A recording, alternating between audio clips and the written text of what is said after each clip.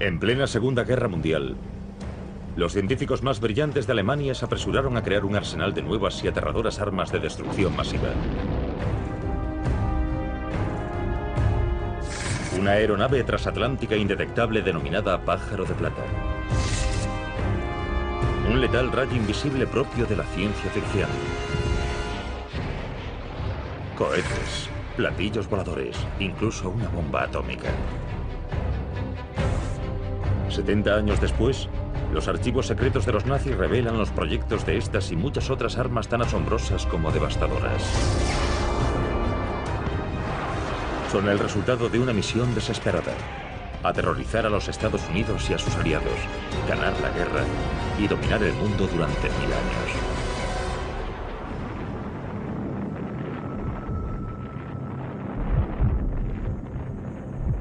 La ciencia secreta de Hitler.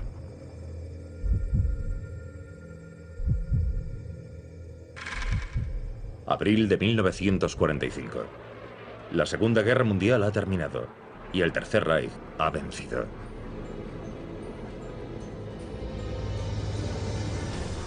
El vuelo de Hitler a Nueva York es escoltado por reactores supersónicos y saludado con celebraciones de la victoria alemana como las vividas en la Francia ocupada.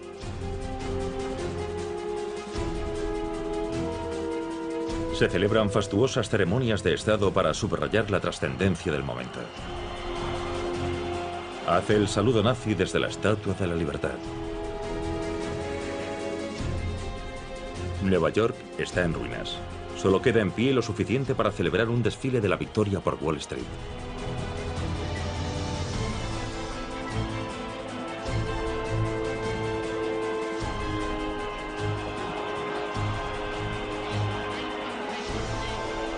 La Segunda Guerra Mundial podría haber terminado en esta terrible pesadilla gracias a los cientos de genios científicos a las órdenes de Hitler. El mítico experto en cohetes Wernher von Braun. La ingeniera matemática y física Irene Brett. El ingeniero aeroespacial Eugen Sanger. Incluso un físico nuclear ganador del premio Nobel, Werner Heisenberg.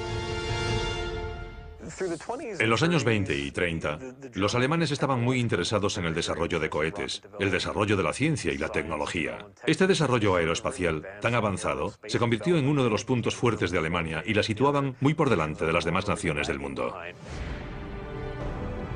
En este complejo secreto hoy desaparecido, miles de brillantes ingenieros, físicos, químicos y demás personal cuentan con la tecnología más avanzada y son generosamente financiados por la Alemania nazi.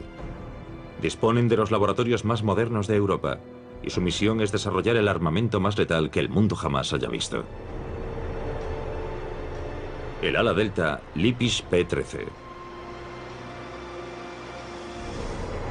Un avión de combate de despegue vertical con alas giratorias medio siglo por delante de su tiempo. Un portaaviones volador. Y el Silbervogel, el Pájaro de Plata, una aeronave supersónica suborbital capaz de bombardear Broadway.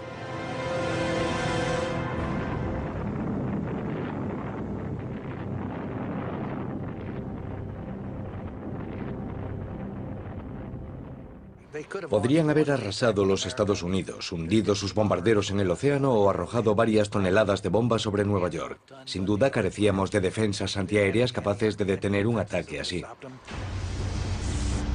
El Pájaro de Plata nunca salió de la mesa de proyectos, pero hoy no podemos sino preguntarnos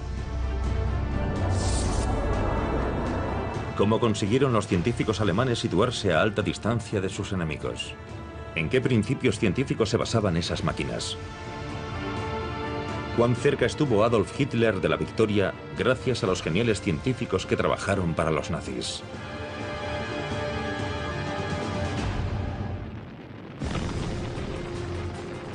En las primeras etapas de la Segunda Guerra Mundial, la guerra relámpago o Blitzkrieg de Hitler avanza imparable por una Europa indefensa.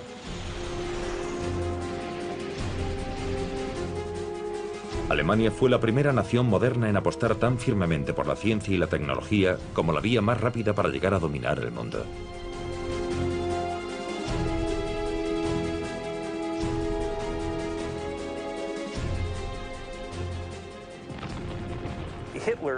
Probablemente a Hitler le impresionaban e influían en gran medida los sistemas de armamento espectaculares. Los alemanes tienden a anteponer la calidad a la cantidad. Creían que una calidad superior cambiaría el rumbo de la situación y ese concepto era una extensión de la mentalidad de Hitler. Hitler utiliza la ciencia para concebir, probar y en algunos casos desplegar varias fascinantes y aterradoras invenciones. Misiles balísticos de largo alcance muy avanzados. Los primeros cazas a reacción en entrar en combate. Muy superiores a los aviones a hélice de los aliados. O un primer monoplano indetectable propio de la Guerra de las Galaxias, que se anticipó varias décadas al bombardero furtivo B-2 de los Estados Unidos. Incluso bombas kamikaze tripuladas en las que el piloto nunca regresaría. Los aliados no están preparados para algo así. Los programas americanos de desarrollo de misiles durante la guerra eran muy primitivos en comparación con los que los alemanes ya habían logrado.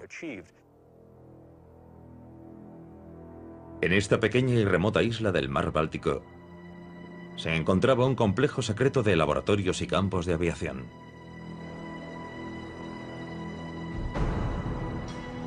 Aquí los científicos nazis probaron el primer misil de crucero de la historia. Y solo era una más de las asombrosas armas que se desarrollaban en el superlaboratorio del Báltico. Los nazis escogen el apacible pueblo costero de Peenemünde para desarrollar sus avances científicos más secretos. Y aquí es donde dará comienzo la era de la aviación a reacción y la era espacial. De aquí saldrá su asombroso armamento. Peenemünde se encontraba en el lugar perfecto, pues era una zona muy remota de Alemania. Podían lanzar cohetes hacia el cercano mar Báltico y se aseguraban de que nadie robaba su tecnología y huía con ella hacia Occidente. La existencia de la población satélite de Peenemünde es un secreto de Estado estrictamente controlado y cuenta con futuristas edificios de viviendas para la élite científica. Pero también es un campo de concentración para los prescindibles prisioneros que viven, trabajan y mueren aquí como esclavos. Cuando están demasiado débiles para continuar, son asesinados para que ninguno revele los secretos científicos de Hitler. Los científicos de Peenemünde no son esclavos, pero su bienestar y el de sus familias dependen de su cooperación con los nazis. Los ingenieros y físicos fueron llevados en trenes secretos a la metrópoli autónoma, que contaba con instalaciones metalúrgicas, centrales eléctricas y zonas de pruebas de armamento. Peenemünde se convierte en el equivalente nazi a las instalaciones estadounidenses de Cabo Cañaveral y Los Álamos. Alemania, 1943. Los aliados dejan caer sobre el país una lluvia de bombas. Pero Adolf Hitler sigue creyendo en la victoria. Los nazis planean construir un arsenal de nuevas y terribles armas de destrucción masiva con una potencia y un alcance que incluso les permitirán atacar los Estados Unidos. Hitler encomienda a su ministro de propaganda guiar al pueblo alemán hacia la victoria y la venganza.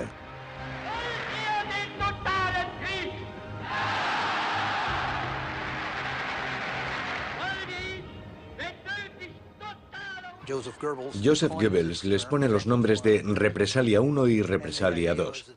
La idea era que permitiesen contrarrestar las ofensivas aéreas estadounidense y británica. El Represalia 1, o V1, es un revolucionario pulsorreactor propulsado con combustible líquido capaz de volar a 580 km por hora en piloto automático. El V1 entra en acción tras ser lanzado desde una rampa o desde una aeronave en vuelo. Un sofisticado sistema de retroalimentación lo guía hacia su objetivo mediante un girocompás. Al V1 también se lo conoce como bomba zumbadora, Butzbomb, por el intenso ruido emitido por su motor a reacción. Un odómetro controla la distancia preprogramada a la que el V1, según su diseño, debe caer en picado. Pero en sus primeros vuelos, la caída en picado corta el flujo de combustible y apaga el motor. Su repentino silencio se convierte en el aviso de un impacto inminente. Of the 8,000 bombs launched, 2,300 penetrated British defenses, most of them falling in the London vicinity. The propulsion roar of the flying bomb. El primer misil de crucero de la historia hace que en 1944 y 1945 llueva fuego y ceniza sobre Gran Bretaña, aterrorizando Londres con miles de muertos y decenas de miles de heridos. Hundreds of homes, hospitals, and public buildings were hit. They fell in crowded streets during rush traffic hours. But new deep shelters built for this emergency were put to use and saved the lives of thousands of people. Only one life was lost for every 3 bombs launched. Few of the robot bombs resulted in fire, but the great concussive blasts of Vengeance Weapon No. 1 exceeded anything London had experienced. Los secretos avances científicos de Hitler están dando sus frutos. Son tanto logros tecnológicos como militares. Pero la precisión de los proyectiles plantea un serio problema.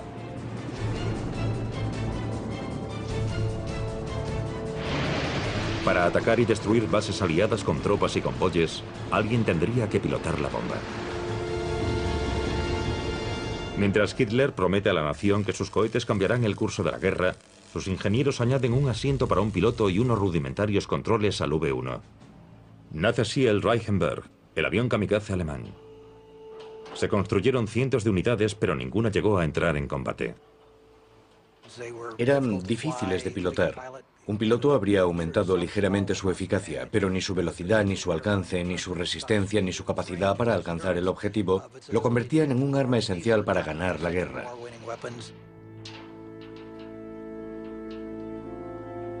Varias décadas después, los prototipos del Reichenberg son descubiertos en un archivo privado. En este pequeño garaje de Baviera, los secretos avances científicos de Hitler vuelven a la vida. Aquí se reconstruyen varias de aquellas asombrosas armas para algunos museos. Estos fabricantes de Baviera encuentran soldaduras de calidades muy diferentes, lo que sugiere que algunas fueron hechas por técnicos especializados y otras por exhaustos prisioneros del campo de concentración.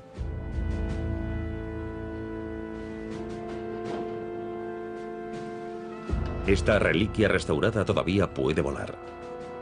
Solo falta un voluntario que la pilote.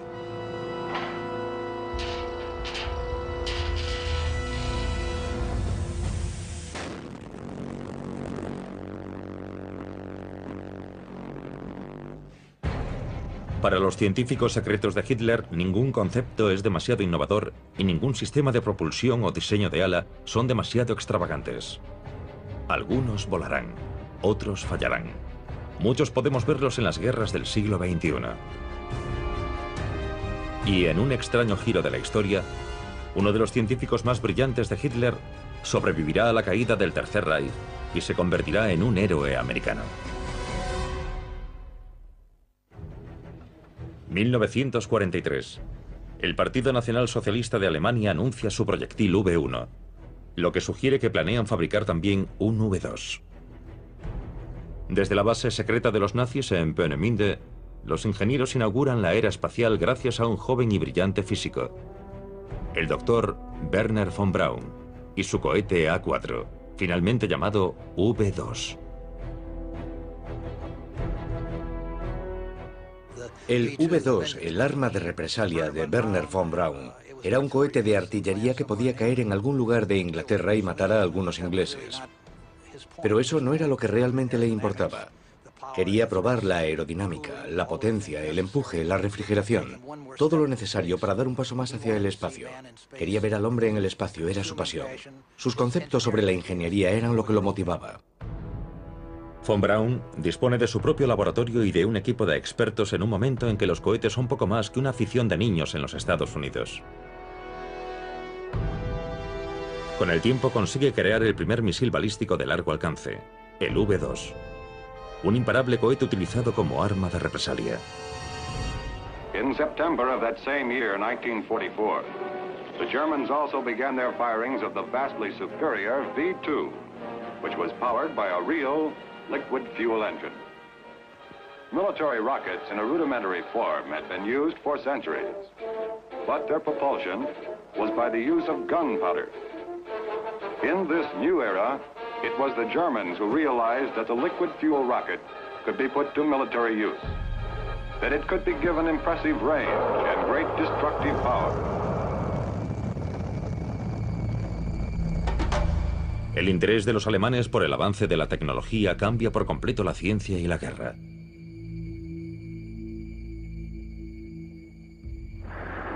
They not only took a toll of more than 9,000 casualties, they also had a devastating psychological effect.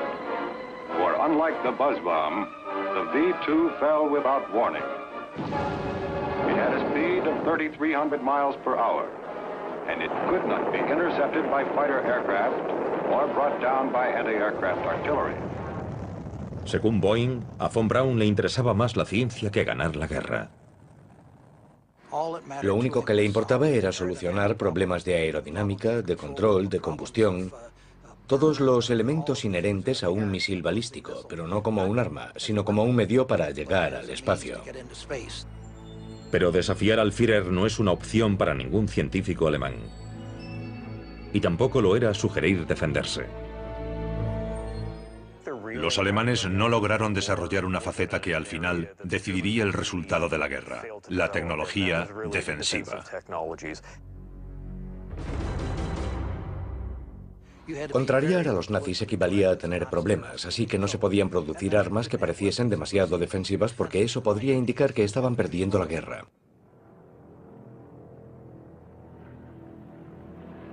Pero lo cierto era que los alemanes sí estaban perdiendo la guerra. 1944. Los aviones estadounidenses atacan un convoy de camiones nazis que transportaban un arma asombrosa, cuyo uso podría haber cambiado el desarrollo de la guerra.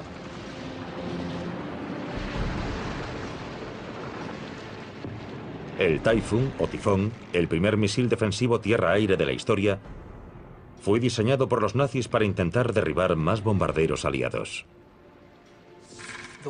Hacia 1943, Alemania no debería haber concentrado sus recursos en fabricar el V-2 para atacar Gran Bretaña, sino misiles antiaéreos para derribar cualquier bombardero que lo sobrevolase. Podrían haber creado un sistema de defensa aérea conjunto y eficaz.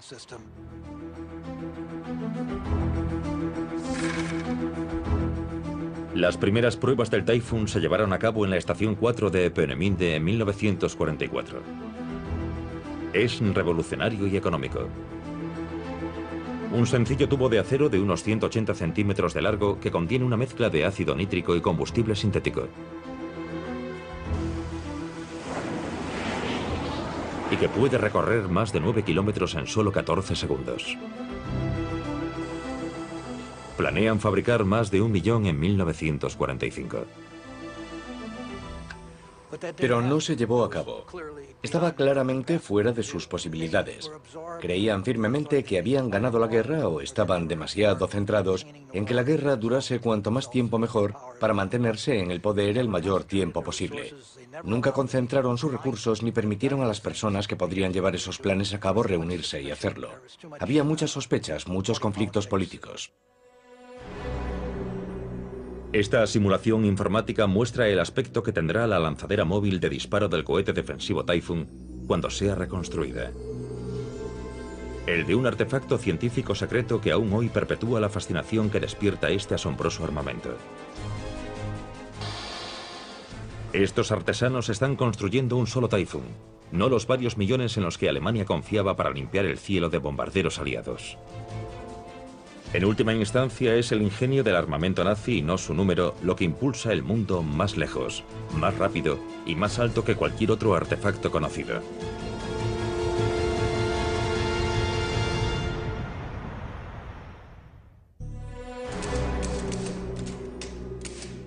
Los archivos secretos de los nazis desvelan máquinas de guerra tan futuristas que resulta difícil creer que fuesen concebidas en la época de nuestros abuelos.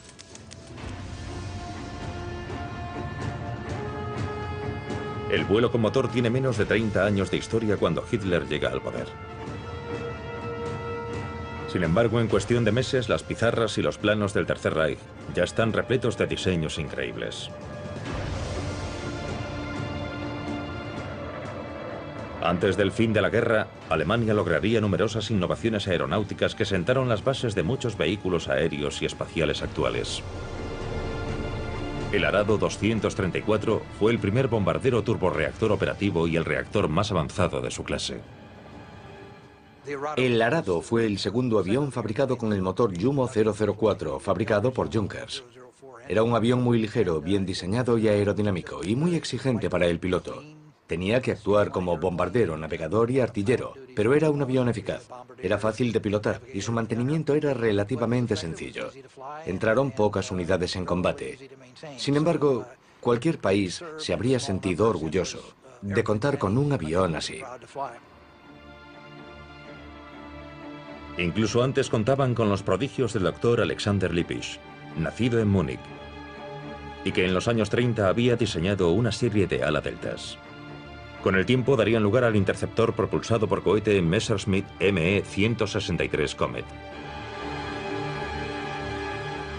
y al más conocido Messerschmitt Me-262, el primer caza a reacción operativo, capaz de superar en 160 km por hora la velocidad de cualquier avión aliado. Está considerada la aeronave alemana más avanzada de entre las que llegaron a entrar en combate.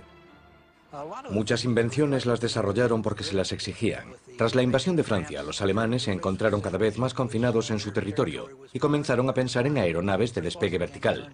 Querían disponer de cazas propulsados por cohetes que pudiesen ascender verticalmente para atacar los escuadrones estadounidenses, ya que no tenían tiempo para hacerlos despegar del modo convencional.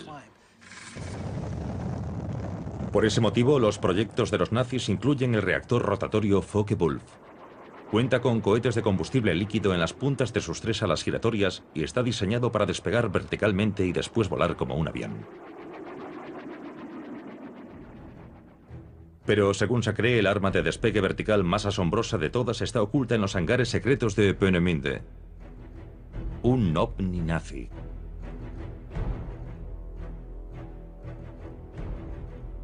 Un artículo de la revista alemana Der Spiegel desvelaría más tarde el proyecto secreto que Rudolf Schreiber planea para las SS desde la vecina Checoslovaquia. Se trata del Schreiber Flugkreisel, una aeronave tripulada de casi 15 metros de diámetro que cuenta con 3 impulsores a reacción instalados en un rotor situado dentro de un fuselaje circular. Este ovni nunca se construyó.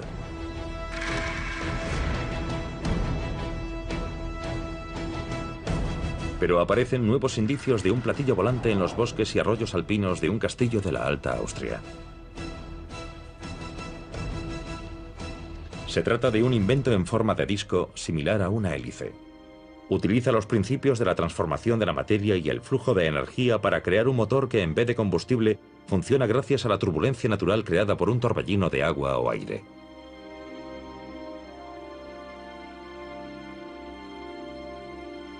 Como dice Jörg Schauberger, el concepto de su abuelo de un sistema de propulsión totalmente nuevo hizo realidad los rumores sobre un ovni.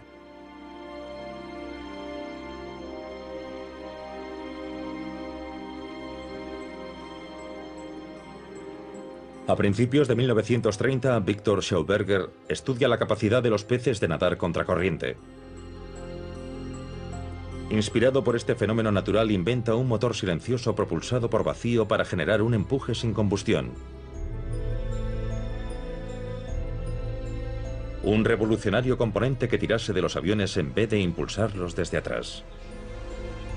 Lo llama repulsin.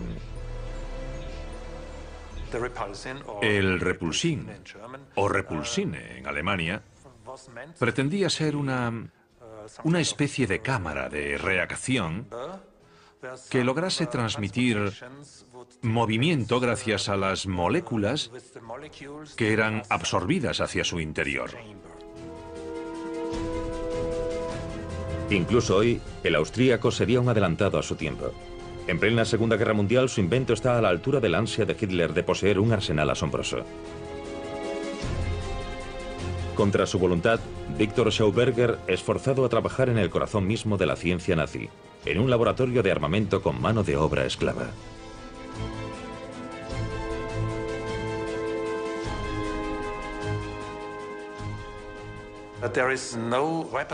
El repulsín no fue concebido como un arma.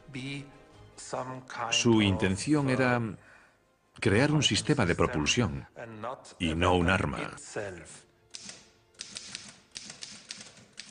Pero nuevos proyectos letales son ideados sin descanso.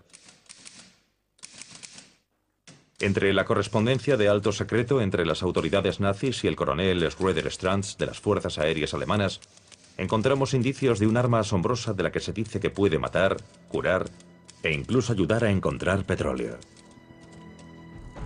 El coronel propone su ambicioso proyecto a las Fuerzas Armadas en varias ocasiones. En los últimos y desesperados días del Tercer Reich, las SS deciden apoyar el proyecto. Parece salido de un relato de ciencia ficción. Se trata de un arma que puede perforar el blindaje más resistente o hacer que los aviones enemigos caigan del cielo. Se realizará una prueba en un lugar secreto. Las cajas que contienen sus componentes se descargan de noche para que nadie sepa de la operación. Contienen metales valiosos y un contador Geiger para medir la radiación. Marzo de 1944. Al amanecer, el coronel despega hacia el campo de pruebas. Si el arma funciona, recibirá un apoyo financiero ilimitado. El coronel Schroeder Stranz es la única persona que conoce los detalles exactos de las pruebas. Una cantera en medio de un bosque de las montañas Harz.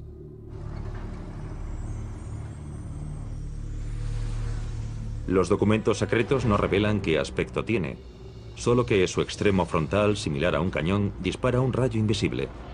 El coronel Schroeder Stranz ha inventado un haz de rayos X.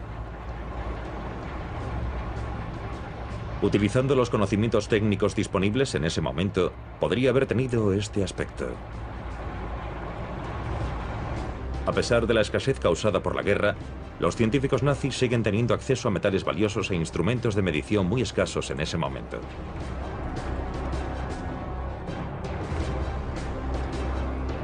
Según el resultado de una prueba, el arma dispara un rayo de radiación que puede ser detectado a 25 kilómetros de distancia. Las SS y el coronel Stranz se apuntan un éxito.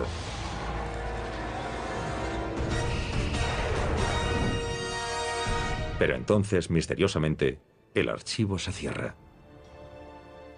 La unidad especial es desmantelada en octubre de 1944. Y hasta hoy no se ha encontrado ninguna explicación para ello. La ciencia de Hitler, envuelta en el secreto, desafía las fronteras entre la realidad y la ficción. Pero el Führer tiene claro cuál es su gran reto, el más desesperado y decisivo. ¿Quién sería el primero en construir una bomba atómica?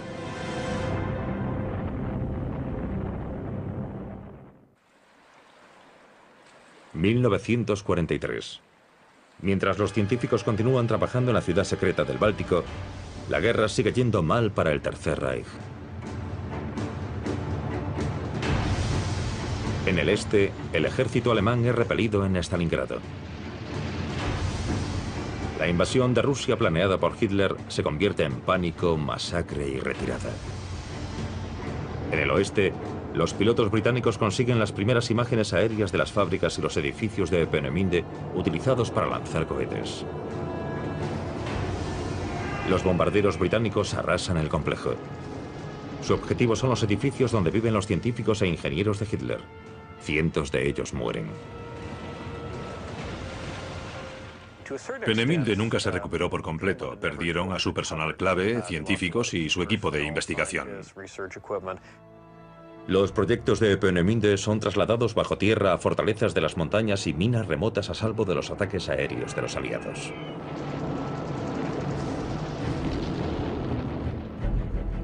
Stuttgart, Alemania, 1944. Los nazis proyectan el arma definitiva para ganar la guerra, una bomba atómica. Un equipo de científicos alemanes intenta desvelar los secretos de la fisión nuclear para producir energía eléctrica.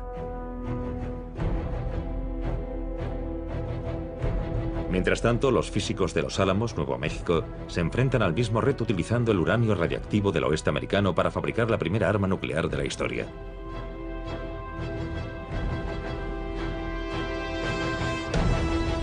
Pero los alemanes cuentan con su propio genio atómico, el premio Nobel Werner Heisenberg, quien con su equipo se hacen llamar el Club del Uranio. Pero el ejército alemán tiene otros planes para ellos.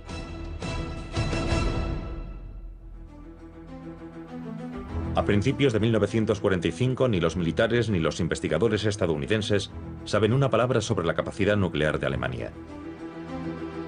Los Estados Unidos crean un proyecto secreto denominado Operación Alsos, para averiguar si los alemanes planean fabricar una bomba atómica.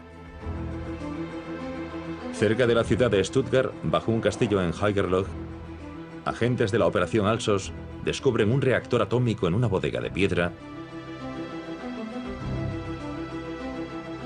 y bloques de uranio ocultos en un campo cercano. Regresan a los Estados Unidos con las pruebas conseguidas para que sean analizadas. A ese mismo castillo medieval han llegado meses antes cargamentos clandestinos de agua pesada, un elemento clave para obtener energía nuclear. Proceden de Noruega, ocupada por los nazis, pese a los valientes intentos de la resistencia noruega por impedir que lleguen a Alemania.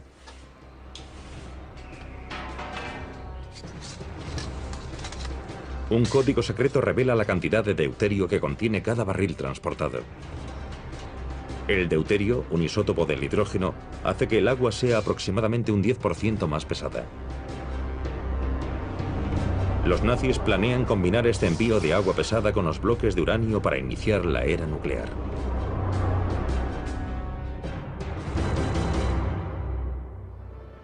Detrás del apoyo de Hitler para alcanzar ciertos logros científicos, desde las aeronaves indetectables a la energía nuclear, se esconde el sueño nazi de un Reich mundial. Un imperio alemán que dure 1000 años, con un inmenso sistema ferroviario que conecte los principales centros de poder: Siberia, Moscú, París, Berlín. La capital, Berlín, pasaría entonces a llamarse Germania.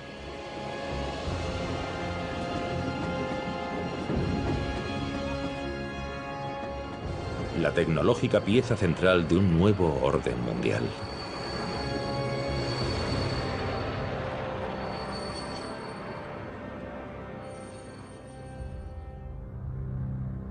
Pero en marzo de 1945 el sueño se va desvaneciendo rápidamente y Hitler está cada vez más desesperado. Las fuerzas aliadas se ciernen sobre Alemania y solo una asombrosa arma puede salvar el Tercer Reich. Pero en Trinity Site, en el desierto de Nuevo México, son los estadounidenses los que demuestran la potencia de la bomba atómica.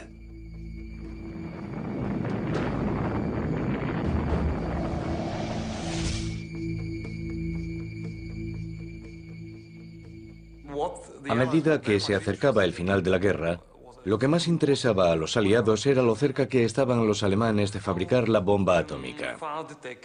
¿Hasta dónde habían llegado? Esa era la gran pregunta. Y decidieron reunir en Farm Call, cerca de Cambridge, a los 10 principales científicos atómicos. Sus conclusiones fueron: 1. Era evidente que los alemanes no tenían una bomba atómica.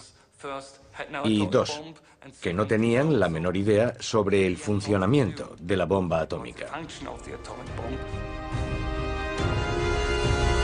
Pero ¿qué fue de las asombrosas armas que los nazis sí construyeron? ¿Dónde podemos encontrarlas hoy?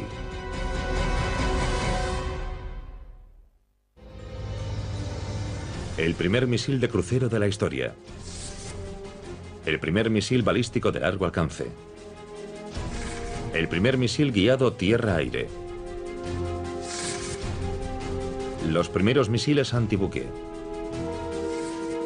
Incluso el primer circuito cerrado de televisión, el primer caza a reacción y el primer bombardero a reacción operativos. Entre los expertos alemanes en aerodinámica había un pequeño grupo de personas con conocimientos muy avanzados y muchos los consideran genios. Innumerables diseños que estaban años por delante de su época, enclaves secretos dedicados por completo a la ciencia, El respaldo del aparato de propaganda, dinero alemán a expuertas y enemigos amedrentados. ¿Cómo pudo fallar el plan de Hitler para desarrollar aquel asombroso armamento? En Alemania prácticamente todo es secreto.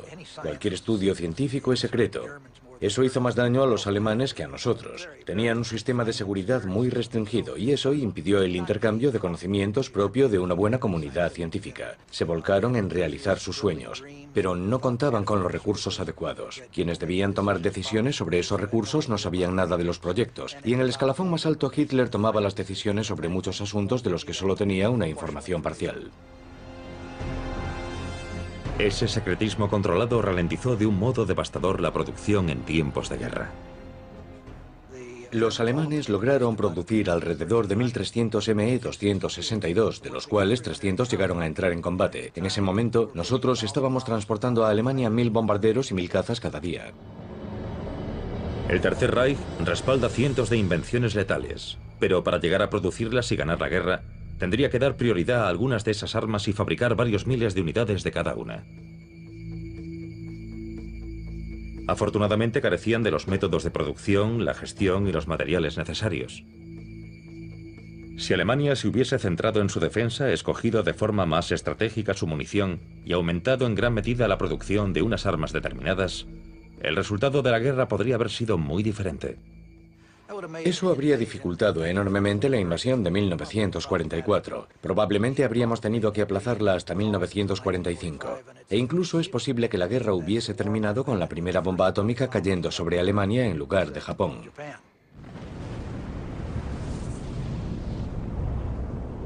Pero eso no sucedió.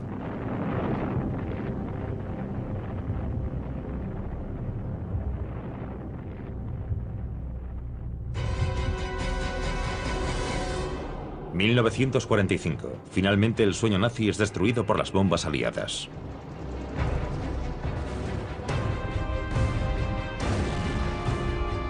Hitler y Himmler se suicidan.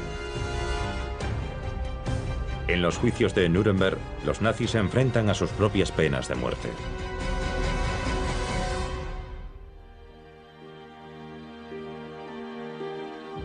El mundo entero descubre los indescriptibles horrores de los campos de concentración y el alcance de los siniestros sueños de dominación de Hitler.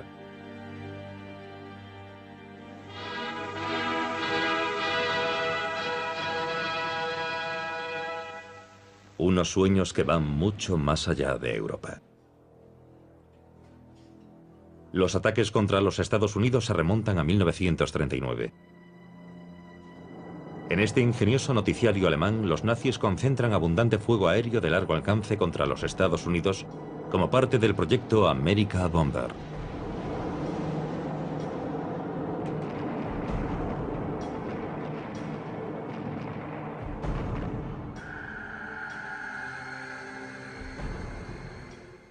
Si los alemanes hubiesen logrado desarrollar y desplegar su proyecto America Bomber, llevando la guerra a la parte continental de los Estados Unidos, eso podría haber influido en la estrategia estadounidense.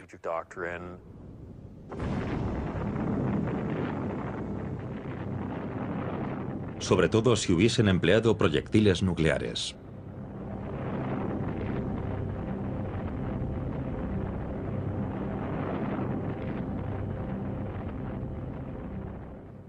Lo único que la Fuerza Aérea Alemana podía hacer era enviar unos pocos bombarderos de muy largo alcance al otro lado del Atlántico y lanzar una docena de toneladas de bombas sobre Nueva York o Washington. Los proyectos Represalia y America Bomber de los alemanes no habrían tenido en absoluto el efecto deseado sin un arma nuclear. Adolf Hitler no llegaría a aterrizar en Nueva York. Pero el director de su programa científico sí cruzaría el Atlántico y cambiaría el curso de la historia. En 1945, cuando las tropas estadounidenses y soviéticas se acercan a Berlín, el genial inventor de cohetes Wernher von Braun y un pequeño grupo de sus colaboradores más leales debe elegir su destino: entregarse a los rusos, tomar cianuro o pasarse al bando aliado.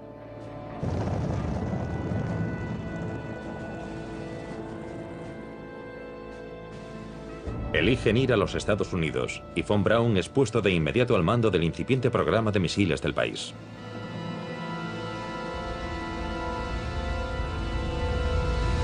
En el campo de pruebas de White Sands, Nuevo México, von Braun trabaja en un nuevo cohete y cumple finalmente su sueño espacial.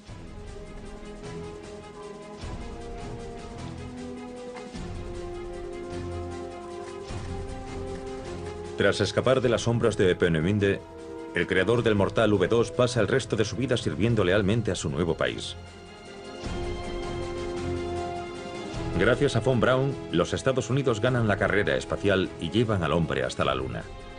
Yes, we see it. We see it. Here it is. Okay, engine stop. Houston, Tranquility Base here. The Eagle has landed. Roger, Tranquility. We copy you on the ground. You got a bunch of guys about to turn blue. We're breathing again. Thanks a lot. Probablemente ese fue el mayor logro de los científicos de Peenemünde. Sin duda, Wernher von Braun es el ingeniero estadounidense de cohetes más relevante del siglo. Muchos dirían que es el ingeniero de cohetes más relevante del mundo.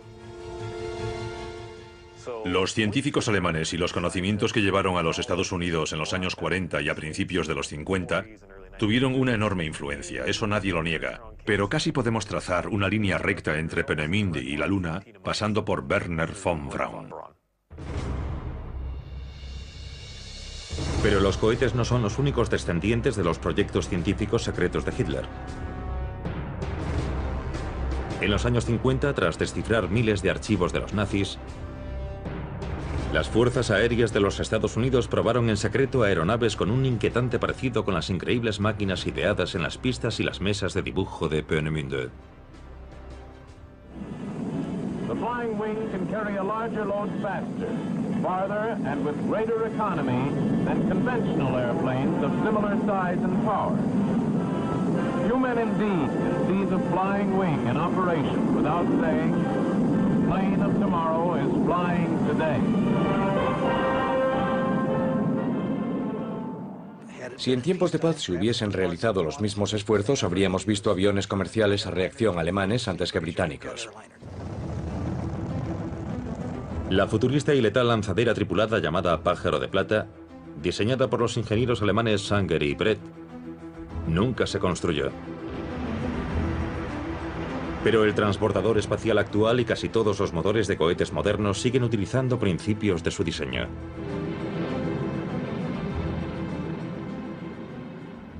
Si analizamos el trabajo de von Braun con el cohete V2 y el tipo de combustibles que utilizó en él, vemos que esos motores fueron utilizados posteriormente en los Estados Unidos por Bell y otros fabricantes. Y podemos ver variaciones mucho más sofisticadas de todo aquello, por ejemplo, en el X-15. Hasta hoy, el avión cohete de gran altitud X-15 mantiene el récord mundial de mayor velocidad jamás alcanzada por una aeronave tripulada y lleva a la humanidad hasta la frontera del espacio exterior en cada uno de sus vuelos.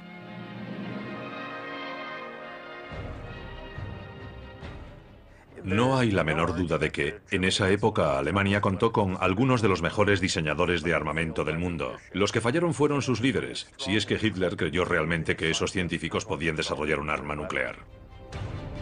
Incluso sin energía atómica, los nazis alcanzaron logros científicos sin precedentes. Todo en nombre de la guerra. Tuvimos la gran suerte de que los alemanes no lograsen organizar sus proyectos y concentrarse en ellos. Su incapacidad para impedir la campaña de bombardeos estratégicos de los aliados fue un verdadero golpe de suerte para la democracia.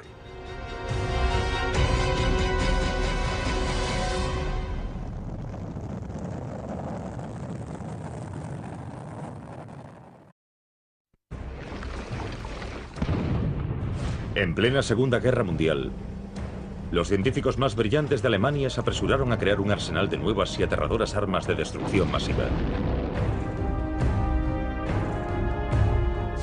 Una aeronave transatlántica indetectable denominada Pájaro de Plata. Un letal rayo invisible propio de la ciencia ficción.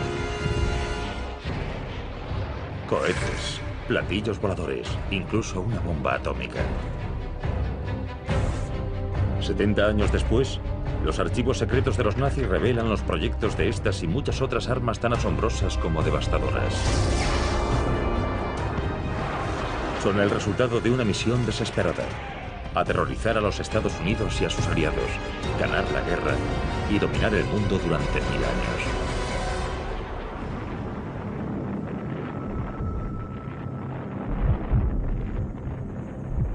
La ciencia secreta de Hitler.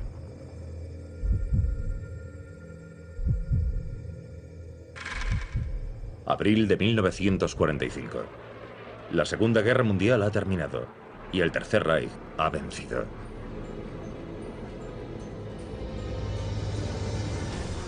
El vuelo de Hitler a Nueva York es escoltado por reactores supersónicos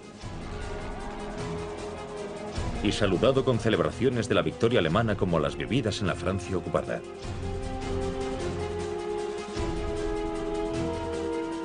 Se celebran fastuosas ceremonias de Estado para subrayar la trascendencia del momento. Hace el saludo nazi desde la Estatua de la Libertad. Nueva York está en ruinas. Solo queda en pie lo suficiente para celebrar un desfile de la victoria por Wall Street.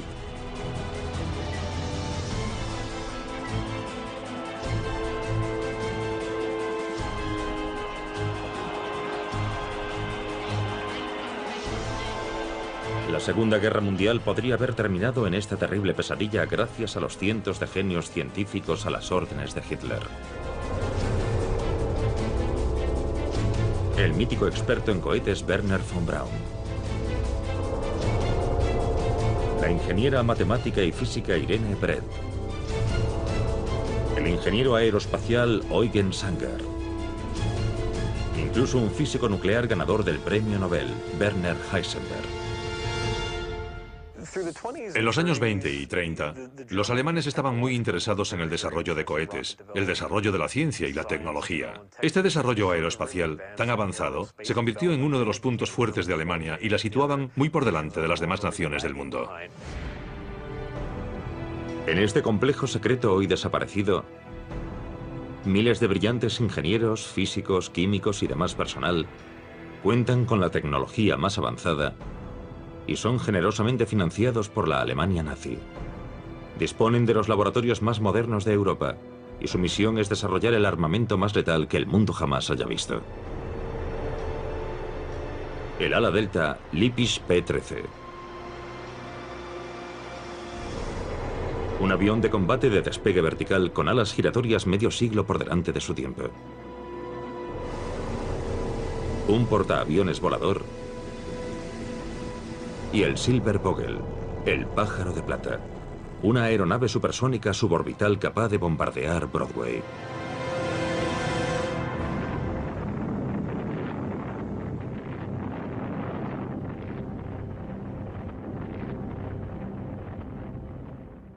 Podrían haber arrasado los Estados Unidos, hundido sus bombarderos en el océano o arrojado varias toneladas de bombas sobre Nueva York. Sin duda carecíamos de defensas antiaéreas capaces de detener un ataque así. El pájaro de plata nunca salió de la mesa de proyectos, pero hoy no podemos sino preguntarnos cómo consiguieron los científicos alemanes situarse a alta distancia de sus enemigos. ¿En qué principios científicos se basaban esas máquinas? ¿Cuán cerca estuvo Adolf Hitler de la victoria gracias a los geniales científicos que trabajaron para los nazis?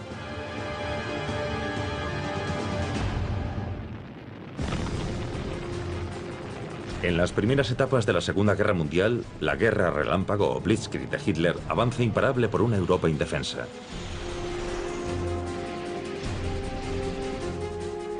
Alemania fue la primera nación moderna en apostar tan firmemente por la ciencia y la tecnología como la vía más rápida para llegar a dominar el mundo.